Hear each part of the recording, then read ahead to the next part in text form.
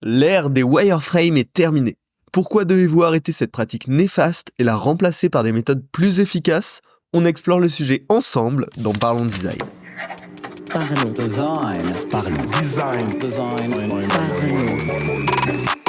Parlons Design saison 8 est sponsorisé par User Testing, le leader mondial du test utilisateur à distance. Facile à prendre en main et complet, c'est l'outil qu'il vous faut pour vraiment comprendre vos utilisateurs.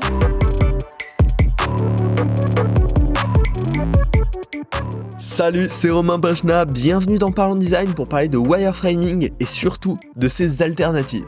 Alors rentrons dans le vif du sujet, le wireframing c'est quoi? C'est le fait de créer un visuel basse fidélité d'une interface en se concentrant sur la structure et la hiérarchie de l'information. On va souvent le reconnaître et le caractériser par des maquettes uniquement en niveau de gris, donc sans couleur, juste avec du blanc, du noir et des grilles plus ou moins foncées pour les différents niveaux de hiérarchie. On va souvent mettre des placeholders pour les contenus, donc ça peut être soit du lorem ipsum, soit du véritable contenu, mais qu'on va assez peu travailler, juste pour donner les idées de quel type de contenu et à quel endroit. Et on va avoir une UI extrêmement minimale.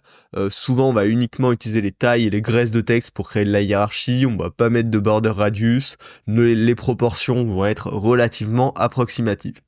C'est vraiment, voilà, comme son nom l'indique, un fil de fer, une structure de qu'est-ce que pourrait être l'interface, tout en abstrayant complètement l'aspect graphique de cette interface. Alors, il y a plusieurs avantages qui sont affichés avec cette méthode de wireframing. On se focus sur l'expérience utilisateur, on a une communication plus efficace en évitant les discussions autour des sujets de style avec les gens à qui on partage ces wireframes. On va gagner du temps parce que on n'a pas à créer cet aspect graphique de l'interface et on va avoir plus de flexibilité, justement encore pour les mêmes raisons, vu qu'en basse fidélité, c'est plus simple de changer les choses. Mais clairement, je suis à peu près d'accord avec aucun de ces avantages-là, surtout à notre époque, aujourd'hui, en 2025. Premièrement, focus sur l'expérience utilisateur, c'est relativement faux, parce qu'on est déjà, à ce moment-là, focus sur l'outil. Souvent Figma, parce que c'est en 2025 clairement le leader général, et donc en fait on va être enfermé dans un outil avec ses contraintes, et donc la première chose qu'on va faire c'est comment on peut wireframer rapidement au sein de cet outil, et non pas penser l'expérience utilisateur.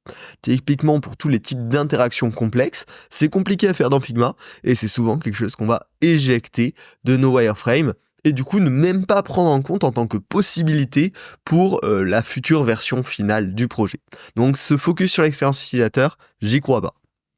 La promesse également de communication simplifiée, c'est vraiment pas si vrai que ça. Le partage d'un wireframe, que ce soit à des équipes produits ou encore pire, à des clients extérieurs, est toujours très compliqué. Les clients vont avoir du mal à se projeter dans le produit avec un wireframe, trop loin de leur réalité existante.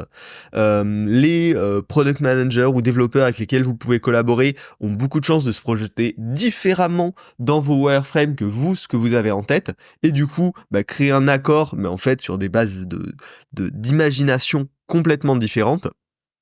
Et donc, ça vient se relier aux deux autres avantages qui étaient cités. L'économie de temps, en fait, finalement, si on a gâché du temps parce que la valeur finale de ce wireframe en termes d'usage, de livrable, de communication était faible, finalement, oui, on a gagné. On a fait quelque chose qui nous a pas pris beaucoup de temps, mais malgré tout, ce temps a servi à rien. Et enfin, en termes de flexibilité, c'est pas vraiment plus flexible qu'une maquette avec un bon design system propre et efficace aujourd'hui, voire c'est moins flexible parce qu'on a recréé beaucoup de choses en partant de rien. Ça vient réduire la flexibilité aussi une fois le prototype haute fidélité créé, parce qu'on s'était un peu ancré à se dire ok, ce wireframe je l'ai bien travaillé, maintenant il n'y a plus qu'à poser l'aspect graphique dessus, et on se rend compte souvent que c'est faux quand on va faire des tests utilisateurs avec cette maquette plus haute fidélité. Donc finalement, tous ces avantages affichés, ils sont beaux sur le papier. Dans la réalité d'aujourd'hui, avec le fait qu'on soit très contraint malgré tout par les outils de conception, le fait qu'on ait des design systems qui permettent de prototyper très rapidement, et le fait que le partage d'un wireframe reste difficile, je trouve ça difficile de promouvoir le wireframe comme un bon outil de design en 2025. Donc, ce que je vais vous recommander, mais vous inquiétez pas, j'ai des alternatives, c'est de ne pas créer de wireframe dans un outil de design en espérant réfléchir ou récupérer des feedbacks grâce à ça. On est un petit peu dans le pire des deux mondes avec l'outil de wireframe qui est assez low fidelity pour pas avoir des feedbacks extrêmement pertinents ou proposer un support de communication extrêmement pertinent, mais en même temps trop high fidelity pour vous laisser réfléchir librement, créer de nouvelles idées et explorer rapidement. Ce que je vais vous recommander à la place, c'est d'utiliser du très low fidelity pour votre réflexion personnelle, pour creuser votre idée, pour structurer votre pensée, et utiliser du très high fidelity, des maquettes concrètes avec du REE, pour tout ce qui est partage interne et feedback client, test client. Alors, bien évidemment, je ne vais pas vous laisser là. Pour les aspects high fidelity, globalement, on est sur de la maquette, du prototype, on va pas en parler maintenant.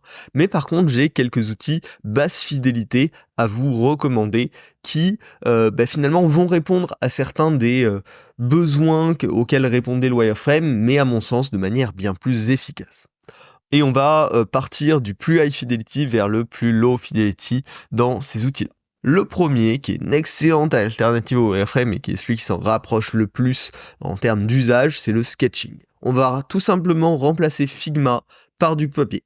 Pourquoi ? Pas de contraintes, extrêmement rapide à créer. Là, pour le coup, vous pouvez créer une interface en littéralement 20 secondes et on n'a pas besoin d'être un bon dessinateur pour ça. Et ça va permettre de faire du sketching extrêmement rapide, extrêmement itératif et sans aucune contrainte. Vous allez pouvoir imaginer autant de patterns de navigation que vous le voulez, autant d'interactions complexes que vous le voulez, sans aucune limite, sans aucune contrainte liée au logiciel. Faire des formes complexes ou des roues crantées, dans Figma c'est une galère, sur le papier c'est extrêmement simple. Donc ce que je vous recommande quand vous faites du sketching, laissez-vous être rapide et extrêmement itératif, à pas vouloir faire un beau dessin. N'hésitez pas à tester des méthodes hyper itératives comme la méthode du Crazy 8. Il y a un épisode de podcast dédié à ça, mais l'idée c'est de faire 8 drafts en 8 minutes pour vraiment explorer des idées, explorer des concepts très rapidement. Pour ma part, je commence quasiment tous mes projets en sketching. C'est très libérateur de la peur de la page blanche quand on se retrouve à son logiciel de design.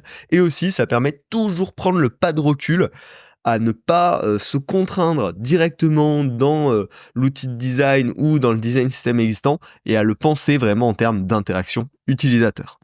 Le deuxième outil basse fidelity que je vous recommande, c'est ce que j'appelle les Advanced User Flow Charts. Alors, un user flow, c'est un diagramme des écrans parcourus par votre utilisateur pour atteindre son objectif.